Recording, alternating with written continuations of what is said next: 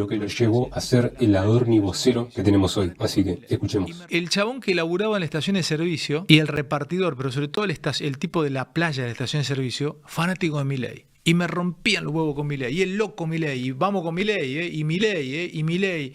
Y lo más humilde, ¿viste? Digo, este tipo le está robando el sujeto político al peronismo. No puede ser. Pin, que pam, pum. ¿Me tenés una explicación de qué pasó? Pues nunca nos vimos. ¿Qué pasó? Bueno, que hoy pasó... es presidente y tiene una pregnancia en mucha gente, pero en los de abajo lo quieren los que menos tienen. ¿Qué pasó, Manuel? Bueno, pasó de todo. Yo creo que es larga la respuesta que te tengo que dar y de hecho creo que no alcanzaría todo el programa para intentar responderlo. Yo creo que la Argentina viene en un proceso de devastación brutal. Yo siempre cuento una charla que tuve con un amigo cuando yo tenía 18 años en una discusión sobre el yo más de derecha, el más de izquierda, y en aquel momento yo le planteaba que, creo que era en la época de la Rúa, que en definitiva no importaba la cantidad de pobres, sino que lo que importaba es que uno no lo sea, que haga todo el esfuerzo para no serlo y que efectivamente eso a uno le permita vivir bien. Y él me planteaba, mi amigo, en esa charla de whisky, que eso era falso, que eso no se podía dar porque efectivamente donde había cada vez más pobres, lo que iba a terminar pasando es que no ibas a poder vivir porque efectivamente no ibas a poder salir a la calle. Yo siempre quedé convencido de mi idea, que efectivamente no importaba lo que pasaba del otro lado de mi ventana. Y en un momento que no puedo identificar cuándo fue, entendí que efectivamente mi amigo tenía razón. A pesar de que era de izquierda, de que era todo lo que yo no pregonaba y todo lo que yo aborrecía, era la ideología de mi amigo, que hoy sigue siendo uno de mis mejores amigos, o mi mejor amigo.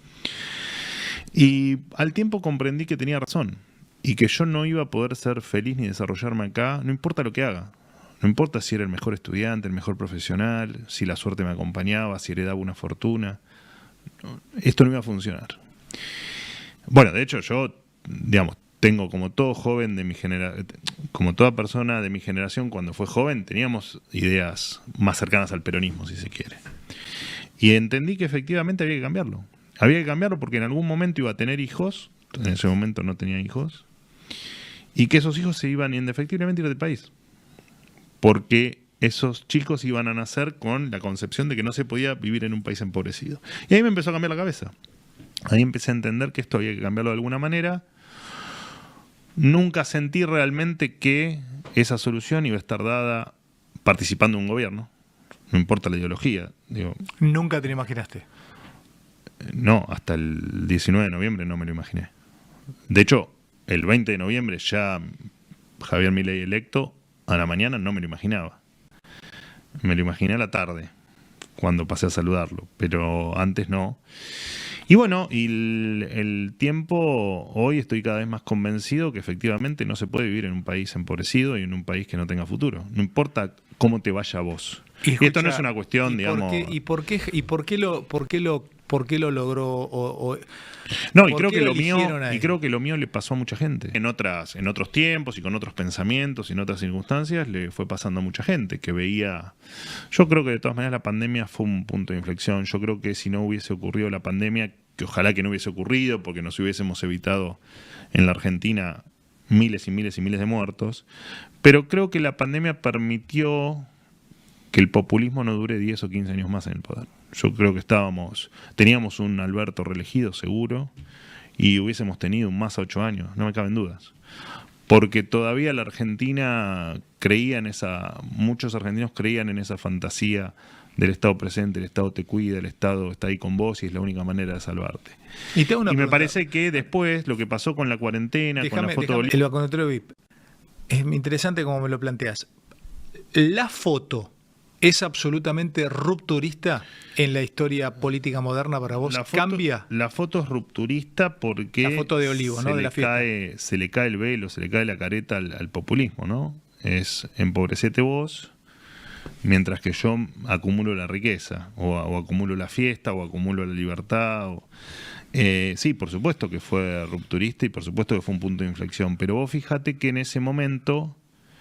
y te lo enlazo con mi pensamiento que yo había tenido muchos años antes de que esto había que cambiarlo, lo que le pasó a los jóvenes fue que vieron a sus abuelos morirse, a sus papás fundirse, y a ellos veían a sus compañeros no poder estudiar. Porque Anda estaban despacio. Mirá, los más jóvenes vieron a sus abuelos morirse, vieron a sus abuelos papás morirse fundirse.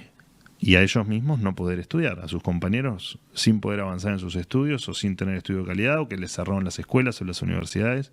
Y se lo facturaron Y vieron la cara del populismo. El populismo es eso, el populismo te mata, te empobrece, te funde y te embrutece. Porque es la única forma que tiene de sobrevivir. El populismo, además que el populismo necesita algunas otras cuestiones, que es encerrarte o no mostrarte el mundo. Digamos, Cuba, ¿por qué sobrevivió tantos años, tantas décadas el Castro y la dictadura? Porque no te dejaban ver que había del otro lado de la isla. Y el populismo tiene eso. El populismo no te deja ver del otro lado de la frontera, porque necesita que vivas una irrealidad. Pero además necesita recursos. Y lo que te pasó en la pandemia fue que además te quedaste sin recursos. Entonces fue un cóctel explosivo. Vieron matar a tus abuelos, o morir los chicos vieron morir a sus abuelos, vieron fundirse a sus padres, se vieron a ellos sin educación, y además de todo, se vieron aislados del mundo y sin recursos. Ese estado que te decía yo estoy, no estuvo. Y sí, fue absolutamente disruptivo. Ese momento fue disruptivo, y creo que Javier Milei hubiese emergido igual en algún momento, porque el populismo está condenado a colapsar siempre, el populismo, porque un día te quedaste sin recursos, dilapidaste recursos, vos tenés la heladera llena. Sí, podés dedicarte a consumir lo que está en la heladera. En un momento la heladera, si no laburás para llenarla otra vez, se te termina vaciando y te terminas muriendo de hambre.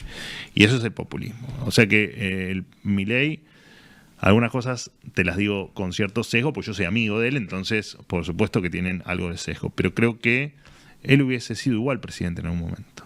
Él igual hubiese ganado la calle y la opinión pública. Me crié en una ciudad, me fui de esa ciudad pensando que así se solucionaba. Y bueno, resulta que no. Resulta que ya estaba planeando irme a vivir a otro país, o viendo cómo hacer para salir del país. O sea, antes de que gane Milei, ¿no es cierto? Antes de este cambio. Creo que a mí, como me pasó, yo sentía que Milei hacía todo lo que yo pensaba y nunca supe expresar de alguna manera cuando iba contra los zurdos, ¿no? Y hablaba de los impuestos y del gasto público y de que ellos vivían como monarcas y, bueno, la casta política, básicamente, ¿no? Y cualquiera que tenga dos dedos de frente lo ve. Algunos lo ven y a otros les conviene mucho hacerse los boludos. Para mí Milei era inevitable. En algún momento iba a pasar. Pero tiene razón. La pandemia nos mostró realmente, dejó muy expuesto el hecho de que el Estado que nos cuidaba, quien debía protegernos y resguardar a capa y espada la Constitución Nacional, fue el primero que se la pasó por el orto para beneficiar a unas empresas que fabrican